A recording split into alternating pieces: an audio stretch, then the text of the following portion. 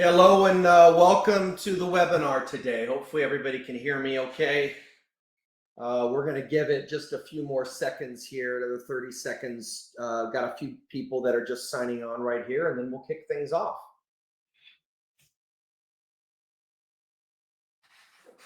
I did want to note that on the right-hand side here, you'll see chat, polls, handouts. If you've got a question, feel free to type it in. We'll do a little bit of a Q&A here in the end.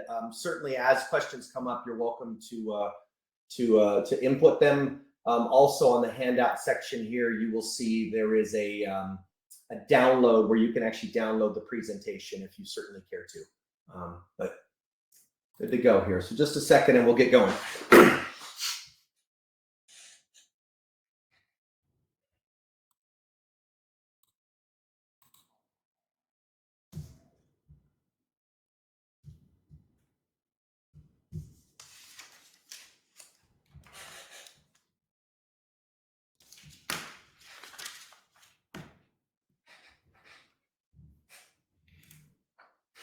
All right, it looks like it's a couple minutes after, so let's get going. Well, thank you everybody for attending today.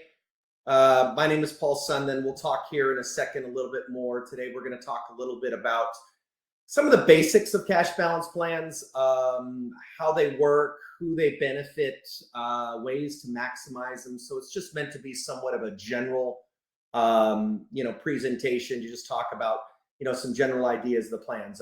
Again, feel free to list out some questions, make some notes as you go, and I am glad to answer any questions along the way.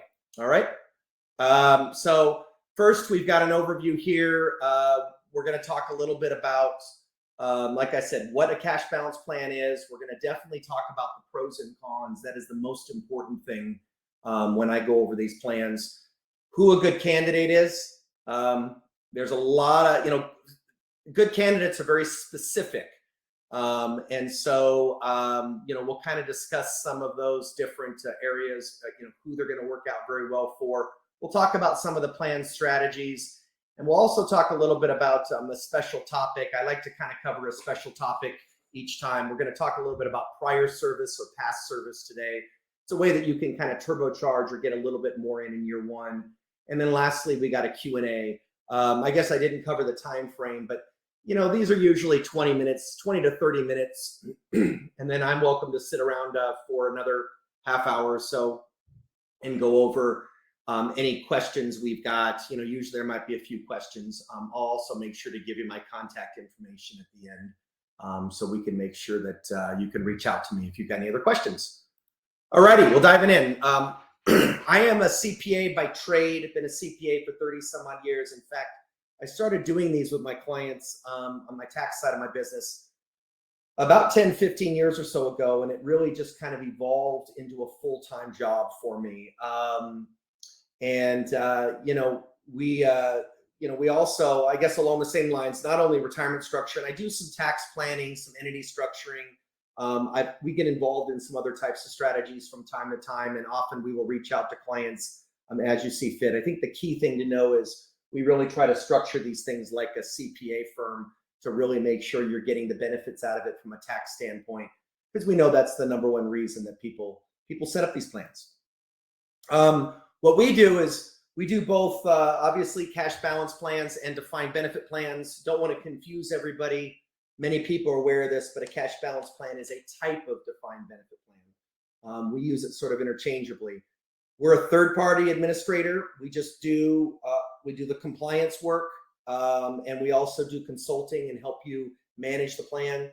We are not financial advisors, and we don't do tax returns. Even though I've done tens of thousands of tax returns in my life, I don't do them anymore. But if you ever are able to reach me, certainly I'm very familiar with a lot of different structures and always willing to lend a helping hand or give you some advice time to time. Our goal is always to educate clients on these plans. Again, as a CPA, this was probably one of my favorite structure. So our goal is to educate people on these plans, and especially educate financial advisors and CPAs, because very few people know how these plans work. The goal, of course, is to lower your tax bill and grow your retirement accounts. So let's talk first about what a cash balance plan actually is. Cash balance plan is an IRS approved qualified plan. Okay, qualified plan, just like a 401k or other types of retirement structures. We'll talk a little bit about the differences here in a bit. But clearly IRS approved. You'll find a lot of guidance from the IRS out on the plans.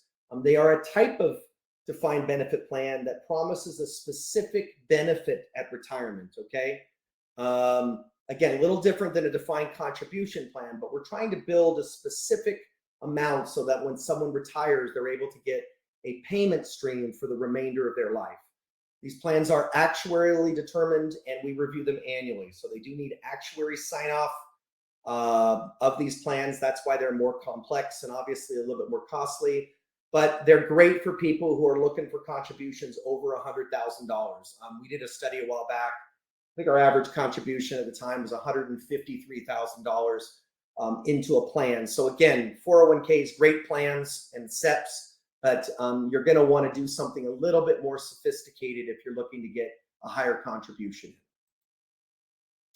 Let's talk a little bit about defined benefit plan versus a defined contribution plan. So a defined benefit plan, or excuse me, a defined contribution plan is like a 401k or a SEP. There is a limit that is established up front. Once you hit that limit and you meet that limit, it doesn't matter whether the investments go up or down because the limits are established up front, okay, based on the IRS parameters. Whereas a defined benefit plan looks a little bit in reverse. Rather than having kind of per se upfront limits, we're looking to accumulate a certain balance at retirement age, typically at 62, okay? And so we work sort of backwards and we can get in up to $3 million into a plan. So because that number is so large, we can get much larger contributions in. For someone in their 50s and 60s, it's not unusual to get $200,000 to $300,000 annually into a plan. For someone who's in their 40s, maybe it's a $100,000 to $200,000. So again, we can get much larger amounts in because we're dealing with this large $3 million amount. Okay. But the defined benefit plan, again, establishes the limits up front and the balance is irrelevant. Whereas with a defined benefit plan, we're establishing a benefit at retirement and the account balance is actually critical. So that's why, this December 31st is typically the date these accounts get valued. And so, the key ingredient there is, why we want to keep these investments a little bit more conservative. And why our actuary needs to review the balances because we need to make sure the company is trending right to give an adequate contribution for the employees. Another key thing is that the plans can be combined, okay? That's going to be very important. You do have a 401k is a typical structure with these plans. Probably 90% of our plans combine those two structures in place. And so it's very critical to know that you can combine these structures and that allows you to just get a little bit more into the plan. Why do people set these plans up? Again, number one reason, tax deferral. Large contributions up to $300,000 annually. They are not only a great tax strategy, but for someone who's a little bit behind in retirement earnings, a great way for them to catch up. These plans can also be terminated and rolled over into an IRA. Okay, so that is often the exit strategy. Even though they're meant to be permanent, people might terminate a plan after so many years. I think our average client has them 7 years or so. And then you can terminate it and roll it over into an IRA. You can also contribute up to the date the tax return is filed, including extensions, with the latest date being September 15th. Okay, so you've got some time. And they're not just for large businesses. These are generally speaking, traditional old school pensions, I guess I would say. My father-in-law worked at General Motors for most of his life. So they're set up like a large sophisticated pension that a lot of companies used to have. Nowadays, large companies don't have them, but you can still do them for small businesses. In fact, over 90% of our plans are businesses with 1 to 10 employees, so very small companies. Talk a little bit about the pros and cons. Very important here. I think you understand the pros, but the cons are going to be more critical. Ability to contribute higher amounts. 401ks will have annual limits in the 64, 67,000 range. If you want to do anything 20, 30, 40 grand, typically you stick with the 401k. If you want to get 100, 200, 300, that's where you're going to want to move up into the cash balance plan. You also can combine, like I said, with the 401k plan. They also can be rolled over into the IRA, and they do allow for flexible funding. So you're able to, sometimes people think that they're locked into a set amount. They've got to do $100 or $200 or $300,000 a year. That's generally not the case. In fact, that's very rare. While we can structure plans like that, the general rule is that we set the plans up so that there is funding flexibility. So someone might have a minimum of 100 grand, a target of 200 and a maximum of 300. So it does give them a lot of range in there to play with. Okay. The cons, more important to understand, because I always want clients to understand the downside. They are more expensive to maintain. So typically a solo plan we set up for $990. We've got a participant fee. So, you're $1,000 to $1,500 usually to set up a plan. Depending on employees, it can run a little bit higher, but $1,000 to $2,000 to set up a plan. And your annual administration is going to run you for a solo plan about $2,100. So they are a little bit more expensive. They are permanent in nature. They're not elective like a 401k, which is elective or optional. You do not have to contribute, of course, to those plans. So these are permanent. The IRS says they should be open for at least several years. Make sure you go into them with long-term intent. Doesn't mean you have to have them forever, but you want to have them for at least a few years. They're more complex to explain and administer, hence the webinars that we do on these. And again, a lot more difficult to coordinate with CPAs and financial advisors. They also do have mandatory contributions. It's not always the case. You can't find plans that are overfunded, so they're not required to contribute. But as a general rule, yes, you do have to make a contribution once the plan is set up for every year it's in existence. So if you're certainly living paycheck to paycheck, these can be tougher plans. But if you've got a little bit of resources around to make sure if there's a lean year, you can still fund it, they can work out very well. Who are the best candidates? Vast majority of our clients, probably 90%, professional services businesses, people with consistent profits, physicians, lawyers, CPAs, a lot of IT professionals. Again, people typically with not a ton of employees, not a lot of heavy fixed assets or machinery. We do have, talking to a guy yesterday who's got a construction company. Not always the case, but they do work for a lot of different businesses. But the key thing is that you have high income and consistent income. Also, they're great for someone who's looking to catch up on retirement savings, who's a little bit behind. And most importantly, they're great for people who are looking to maximize their tax deductions. Number one reason these people set these plans up is for tax savings. So that's why the tax deductions is so critical on these. Also, companies that are looking to improve morale and employee retention. For example, we have some people that sort of tie these into an overall benefit where they say, hey, we're going to give our employees 5% contribution or a certain amount as a reward plus a cash bonus. Not only does that reward, can that help employee retention and morale, but a credit to employees can also allow you to get a larger contributions in. I've got a note here, a comment. Mandatory contributions. If husband and wife are the only key employees and one passes away way before or early before the 7 years, what happens to the plan? Is it required to continue? Also, what will happen if the business closes down? All right, good point there. The plans are set up again to be permanent in nature. We'll talk about the closing down. You should generally have a good reason if you're going to terminate a plan. Obviously, if you lost a contract or your business, you cut back to part-time hours or some reason that your income went way down or closed down, very valid reason. I would say probably 5% of our plans close down within the first 3 years.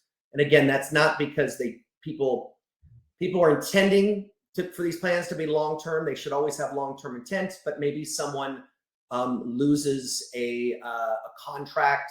I had a guy who had an office building that he worked in, his business burned to the ground. It was kind of an unfortunate situation. Also COVID, a lot of people had challenges with COVID. So again, if there's a business purpose like that, not a big deal. Also, if there's a husband and wife, if it's only them, and if one passed away, Well, think about it this way. The company is still going to carry on, okay? If a husband and wife own a business, presumably half of that business, if it was 50-50, would go to the remaining spouse. It might not. It might pass down to somebody else. But generally speaking, the living spouse is going to own it. Obviously, the other employee is the deceased employee will no longer work for the company. Typically, their contributions are going to be vested, and what will happen is they can be actually rolled over into a spousal IRA. So generally speaking, those funds would get rolled over into a spousal IRA. And so that's usually not a big deal. The company does not have to terminate or anything like that just because one spouse or an employee for that matter. Same with business sold. Sometimes we work with companies that are maybe planning a buyout at some point in the future. It's a great way, if you structure it correctly, to try to get a lot of money into the plan. Typically, the person who is acquiring the business does not want the plan to carry on. It depends. Generally speaking, these are primarily for the business owner to make large contributions. So in most situations, it makes sense to terminate the business when it's sold. Very valid reason, and we'll have plenty of clients. Shouldn't say plenty, but we'll have a handful of clients that'll happen with every year. Okay. Moving on, let's talk about a couple examples. I'm going to give you, excuse me, 3 specific funding examples here. Very different, but just use some general numbers that I can point out. We've got a 35-year-old IT consultant, 58-year-old physician, 65-year-old attorney. Okay, different numbers that they can get in, and we'll walk through that. The first 2 examples, they both got compensation of $200,000. Okay. The 35-year-old, because these plans are driven by age and compensation, they can get in $98,000 in the plan. Hypothetically, again, we can structure plans to get a little more in, a little less, depending on the situation. But in this example, they've got $98,000 in. They also can do the 401k deferral, which for 2022 is $20,500. And they can do a profit sharing, a 401k profit sharing of 6%. Now, most people are aware that profit sharings are typically 20%, 25% for an S Corp. These are S Corp examples. But they're 20% on a sole proprietor. So you lose a little bit of that. When you combine these plans, you are limited in your profit sharing. So in the first 2 examples, it's $12,000. When you add those 3 together, they get the 35-year-old IT consultant gets $130,000 into the plan. Tax savings at 40%, $52,000. So not a bad deal. Moving on to the 58-year-old, you can see again, W-2 is the same. Business profit's a little bit higher. Deferral of $27,000, which is for people 50 and older. Profit sharing is the same. That is not age driven. That is going to be your 6% or your $12,000. But as you can see there, the contribution to the plan is substantially larger, $212,000. So the total retirement contribution is $250,000, over $250,000, $251,000, and total savings of about $100,000 at a 40% tax bracket. Obviously, with these things, again, being age and income driven, especially with that age, the older you are, the more you can get into the plan. The last example happens a couple times a year. We'll have attorney, in this example, 65 years old, that has a W-2 of 305, which is the cap that the IRS allows for these plans, but they've got a profit of $2 million. And a lot of times that's because maybe they got a settlement. So maybe they referred a case to someone, they got a piece of the settling case, and now they're in a panic. Oh my God, I'm going to pay all this money in taxes. What do I do? So again, if you work through the analysis here, they can still get the 27 as the deferral. 18,300 is just the 6% of the 305. And then the cash balance contribution is just over $500,000. So $502,000. We do that with doing something called past service or prior service. We'll talk briefly about that. But basically, they're kind of front loading a plan and getting a lot in year 1. Obviously, in this scenario, a tax savings of 40%. This plan's a home run. Again, even if they keep the plan permanent like they're supposed to, and they fund it over the next several years, even if their income falls back down to a couple $100,000, you can see tremendous year 1 savings. And that tax deferral, obviously, those funds will grow tax deferred over a period of time.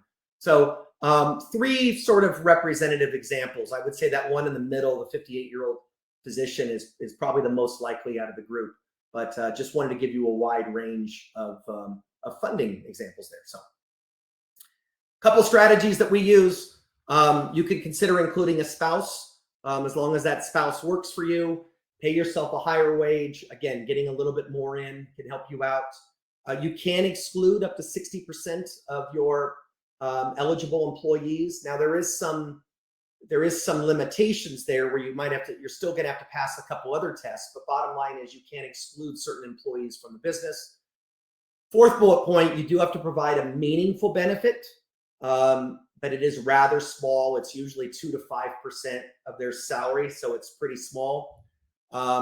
Some employers will hire part-time employees less than 1,000 hours, or people under the age of 21. If you do that, you do not have to contribute to them for the plan.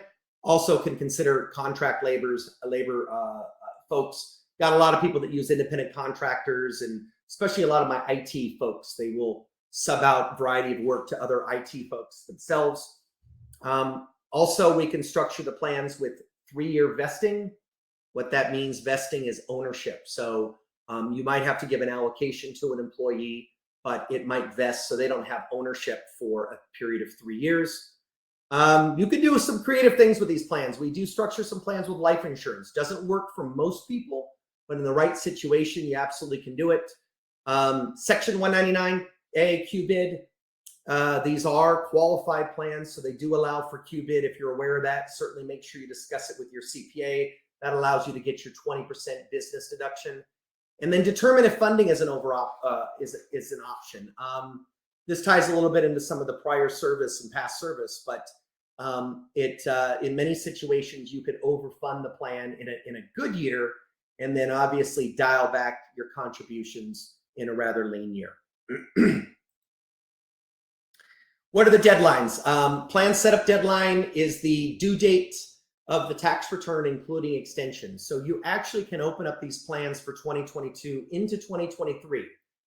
However, most clients, we recommend make a decision by December 1st of this year. The main reason is you've got to dial in your W-2s. You got to make sure you're solid there. You want to get your 401k contributions. You got to make sure it's a great time to do this during the tax planning deadline.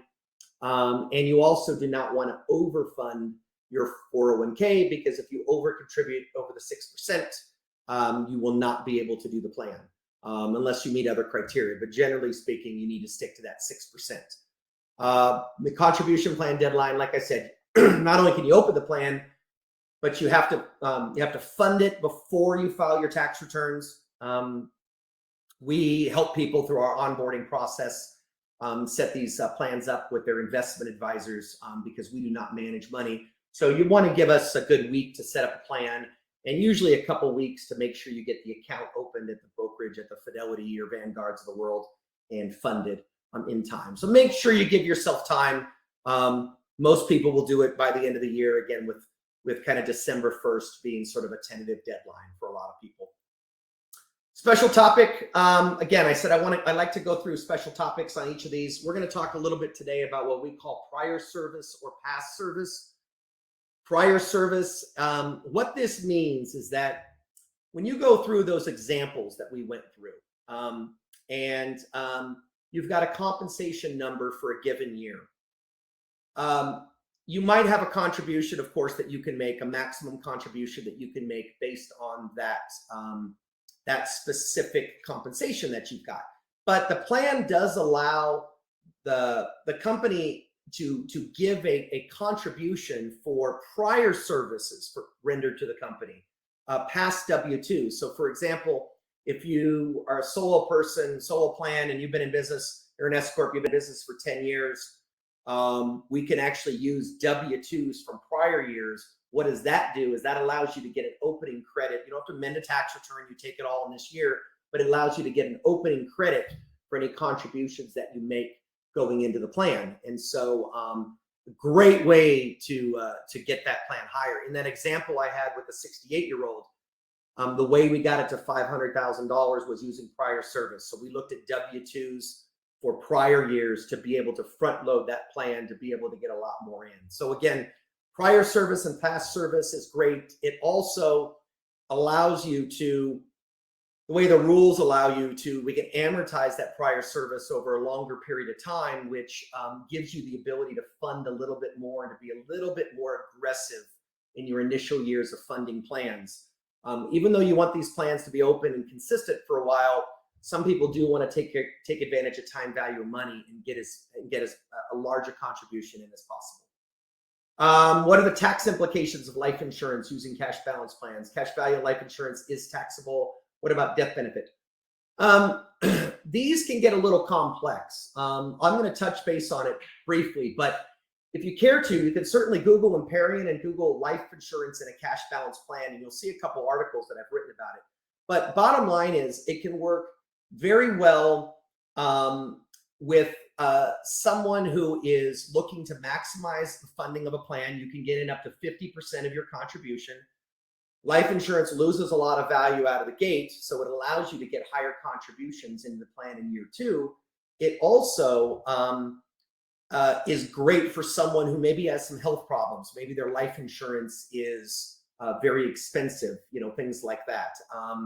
And so they can't afford it outside the plan, but they can specifically do it within the plan. Now, typically what will happen is you might terminate the plan after a few years and buy out the death benefit, because generally speaking, anything within a plan is taxable, but when you buy out the death benefit, then you can own it individually outside of the plan to be able to take that tax-free. So there's very complex issue. If you've got some questions, take a look at the article that I've written, and you certainly could reach out to us if you've got any further questions on that. What Empyrean does, we offer a turnkey solution. Again, we do all of your compliance work, 5,500 schedule SBs. We actually do 2 consulting calls a year. We do free plan illustrations. We do strategy review. Like I said, if you want to front load a plan, if you want to add your kids to payroll, we can tell you different ways to do that. We do everything turnkey. Of course, we don't manage the investments. That's up to you and or your financial advisor. Lastly, just a quick Q&A that I was going to open up. We've got another question that came in, and I've got a couple questions that were sent over to me as well that we'll go through. But if you have any other questions, feel free to go to our website. If you go to our Contact Us, you can sign up for a free consulting call. You also can shoot me questions at just paul@empyrean.com, and I will do what I can to return. I'm actually leaving on vacation here in a couple of days, but I'm going to try to get all my emails taken care of before I leave. But good thing to do is, if you think it's a good fit for you, is sign up for a consulting call. We'll give you a free half hour. We'll give you an illustration to tell you a little bit about the plans. What is the cost of maintaining the plans? It depends. There is pricing on our website. There's a pricing page, but it can be a little bit complex based on your situation. But for a solo plan, for someone who's got a 401k and they're taking care of their 401k, typically it's going to run you about $2,100. So it's going to run you about $2,000. If you've got 5-10 employees, it can be 3,000 to 4,000, generally speaking. But if you're just a husband and wife solo plan, you're kind of in that $2,000 to $2,500 a year. So again, pricing doesn't make a lot of sense if you only want to get 20, 30 grand into it. But if you want to get 100, 200, 300,000 in, you're not going to have any other options. And that's why this plan is going to work very well for you. I did get a couple questions here that were sent over. Let me pull them up here. Another one just came through here on the chat. If you do not have a financial advisor, can you help us find someone to manage the plan? I got another question here. I'm looking at it. It says, do you set up the investment account? They're both sort of together. We don't, like I said, we don't manage money. We do have some advisors that we work with. A lot of people manage their own funds. So if you're in a situation where you want to set up a plan and you don't have a financial advisor, absolutely reach out to us. We can give you a few financial advisors to chat with to determine if this is going to, and you can obviously talk to them about, fees and everything like that. You do want to keep these plans very conservative on the investment side. Very important to make these plans conservative. So definitely reach out to us. We could definitely give you a couple referrals of people to do that. With that other question I got, do we set up the investment account? Just so people are aware, even though we're not financial advisors, as part of our process, we have an onboarding call. With that onboarding call, we will help you get an account set up at Schwab, Vanguard, Fidelity, whichever you want. It's our job to assist you to try to make that process easy. Again, we don't set up the plan, but we're going to give you tips, kind of advice on how to set them up. In fact, for Schwab, for example, we've got a rep that we deal with all the time. So we just put you in touch with him and he'll help you get the plan. So we try to do everything we can to help you get that investment account set up. The last question I've got here is, what is the highest amount that you can get into a plan? Well, that's a little tough to answer, but geez, if someone came to me and they were, that one example that I've got where someone got in 500,000, that's kind of pushing the high end. I would say in that 500 to 600 is going to be kind of pushing it for most people. And that's with a front loaded plan. $500,000 is pretty good. If you came to me and you were 40 years old, I don't have my tables in front of me, but maybe a 40-year-old can get in, low hundreds. It's conceivable that we could possibly get, 175 to 200 in year one. Again, these are age driven and compensation driven. So, that prior service is great, but it's going to grow with the older, you are. So just really depends. But the most important thing is we ask clients is, you tell us what you want to get into a plan. You tell us your desired goal, and we're going to do everything we can to hit that goal, or tell you why we can't do it, or what we need to change, or what you need to do to make sure we do it. That's kind of our job, is to help consult on these plans. So it looks like that's about it. We've hit, let's see, we're 32 minutes in. Hopefully you guys enjoyed the call. Again, feel free to reach out to us. Give us a ring if you've got any questions. Shoot me an email. Glad to review your situation. But I think the most important thing to do is, if you feel like this is potentially a good fit for us, go to our website, sign up for a free call. We'll review your situation with you. We'll give you a free illustration. We'll give you custom pricing. We'll give you everything you need so that you can make an intelligent decision. We even do a lot of consulting calls with CPAs. I talk to CPAs and financial advisors all the time. So we do whatever we can to help you out. So again, hopefully that worked out. You will get an email of a replay. You're always welcome to sign up for another call in the future. Hope you learned a lot, and hopefully we'll be talking soon. Have a great rest of the day.